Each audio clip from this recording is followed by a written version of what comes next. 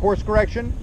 Once you get even with that, then, you know, rudder to port, and we'll make the big turn, okay? So are you talking about, like, right at the end of the walkway piece? It's not right at the end. It's kind of up off the end a little bit.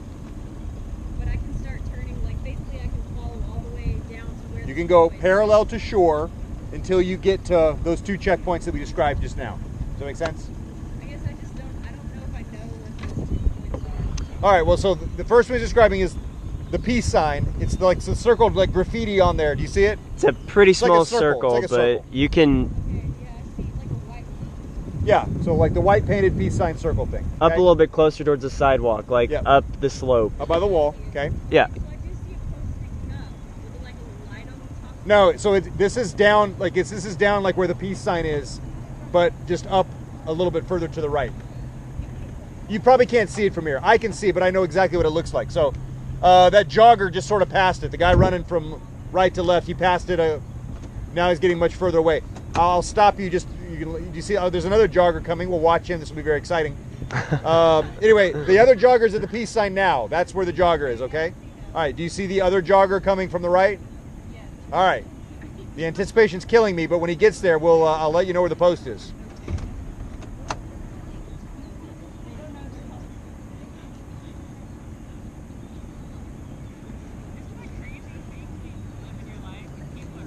You won't be able to see the post from here probably because it's kind of blending with the background. The jogger's there now. Okay.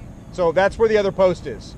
Okay? All right, so basically Between that and the peace sign, those are good cues. Because I know it is kind of hard to judge that turn, but if you turn then, you should have enough turn for a big, nice, big, wide left turn. Now, could be exceptions, like maybe the wind's coming from the north, and you know, turning this direction will be harder. So you may have to make an adjustment. But generally speaking, you can go basically straight parallel to shore, make your turn, then you should be good. Okay? All right, let's pull it up even with the other bumpers. So like in theory, like that's the one we want to avoid, right? Yeah. This is the one we're trying to get away from. Yeah. And like I said, it always takes 2 to tango on stuff, so the singles have to pay attention also. Mm-hmm. I don't know why they do or don't, because that course is no better than that course over on that side, but Mm-hmm. you know, I don't know why. I don't know. So is that in effect now, the new Yes. kind of traffic pattern? Okay, It has been that's awesome. clarified and discussed with all coaches, or all head coaches of all people who row in White Rock Lake. Okay, that's good. If we choose not to follow the rules, that's okay. It's just we're trying to come up with something that's more straightforward, because you know, trying to explain all the exceptions to our traffic pattern took more time than actually just trying to explain the traffic pattern, right? Yeah. So, and I think ultimately this is probably safer, Mm-hmm. or this way, I would hope that it's safer. Yeah. Okay. All right. So the rowing was okay. Let's go from here. Let's go from here to the yacht club. I want to go 6s. Let's keep the rate low, but I really want to see some acceleration. So the emphasis down here, we're going to be going downwind. Should stay relatively flat. You should be pushing it though. So keep the rate low, but drive. I want to see a little bit of rhythm, and I want to see some really clean blade work so we can really get some nice, long, powerful strokes here. Really good timing, very efficient, okay? Early square, in clean, hit it, okay? All right, coxswains, when you're ready, take it away. By 6s, please. Straight to the yacht club, and then obviously when we get close, we'll kind of navigate parallel to the yacht club, or right off the yacht club, okay? Take it away.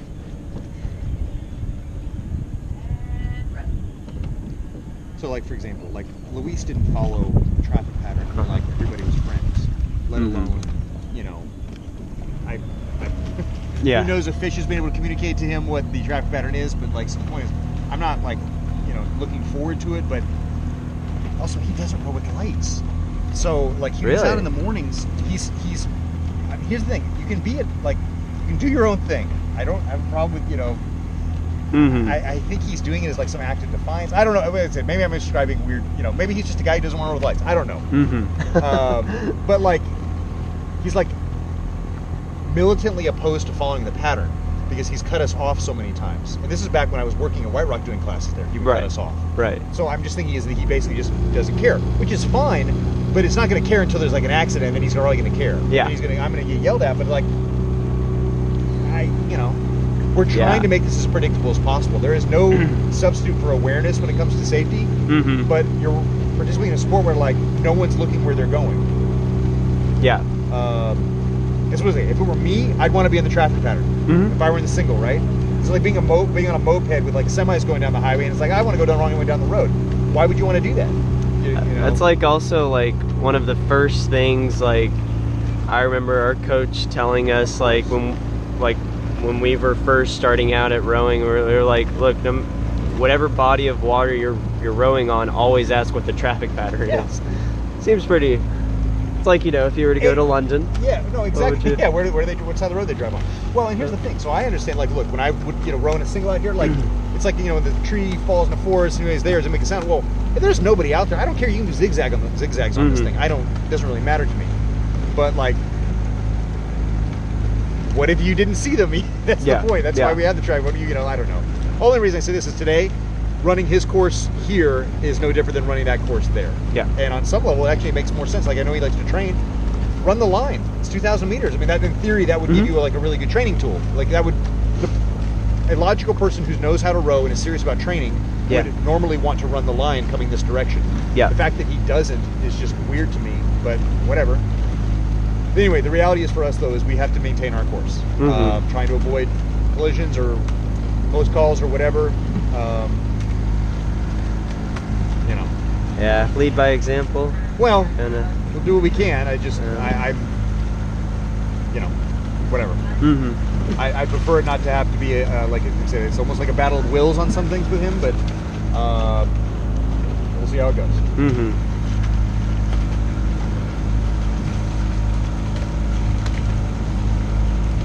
So stay on Dawn here, not early. She's gonna be stroke seat, right, for Waco? Novice race. For the novice race, yeah. Yeah, so she's been doing okay. Between her and this Jenny is pretty good. I don't know if you worked with Jenny very much. I don't think I have. Yeah, she's really got good awareness. I mean, she's raw in ways that just tempo and rhythm and things like that. But her like basic stroke mechanic stuff, good posture, good body awareness, good control. Like she's maybe a stroke for the future type thing. Yeah. Just really smooth, really fluid, and she looks good when she's sitting up and in the boat. So that's nice to see. I think Dawn will be very good. Obviously, her experience is a little bit higher than the other novices. She's like I think she's got like 2 weeks of novice eligibility left. I think her first race was Heart of Texas, or not Pumpkinhead last year. So this is our last time to try and cheat and use her. But Sure. But I wanted to get down the course of the novice race. Hopefully keep that fun for them. But anyway, yeah. I think actually the novice line is actually going to be okay. It looks great. I mean, think. I'm It looks you're always fun. kind of like, what's going to happen? But I think they're going to be fine. Yeah.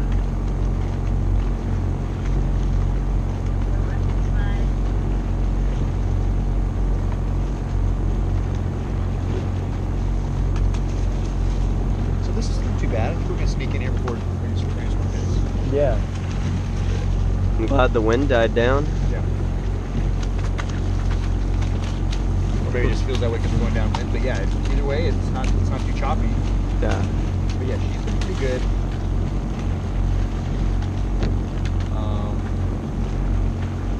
Now the novices, they're not. Are they the ones that were also in the novice class, or? So yes, most of them. There's no one who's currently in the novice class rowing in the novice race. Okay. They're too beginner. Although there's some people that are pretty darn good in that beginner class right now that we have. But yeah, they're not practicing enough, and that's too much for them. Yeah.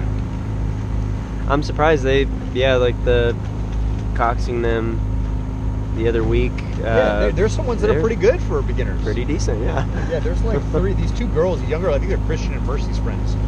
They're like good. Like one of them's like, they're actually both pretty strong, but one's like real big and strong. Yeah. And they. I think I know which one you're talking about. Yeah, they can move an oar. I think Madeline or Courtney, I can't remember their name is, but something like that. Anyway, like but the not as big tall one, she's like awesome too.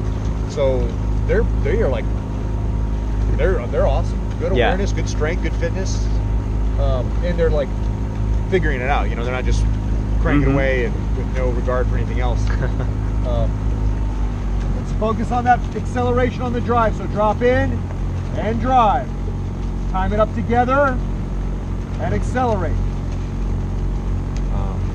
Yeah, they've been awesome. That Duncan guy, he's pretty good. He's picked it up pretty quick. Yeah.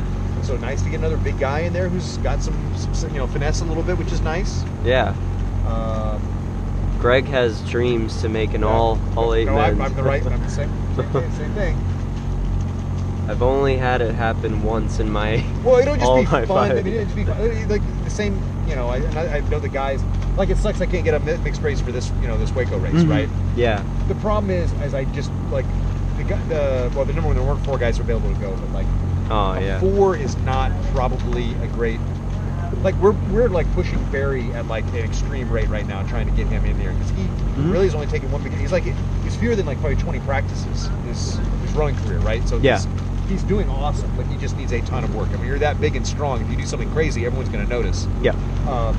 And he's learning awesome. I mean, he's doing a great job. We just got to get him a little bit more finesse and a little bit more awareness in the boat. But once we get his skill level up a little bit and get the other guys' skill level up a little bit, working together, rowing a men's 4, definitely doable. Oh yeah. It's going to be a blast though when we can get an 8 out here. I'd love to be able to have my skilled ladies seeing how fast they can row against those big guys, because the splits are going to be dramatically different, but those ladies obviously have a lot more experience. Yeah. But then the good news is eventually those guys will hopefully get the skill and finesse to pull ahead, and they'll be much faster and stronger, and I don't know. It'll be a lot of fun. It gives more options. Yeah, more good rowers, more people having fun. So what they're doing right now is basically the right course here. We kind of, you kind of go about out to here, and then you start kind of moving just a little bit down to the left. Yeah. The kind of rule of thumb would be just follow the boat ahead of you type stuff. If one boat's doing whatever, just kind of stick with them, right? This adjustment is not as critical because in theory, this is the most wide open part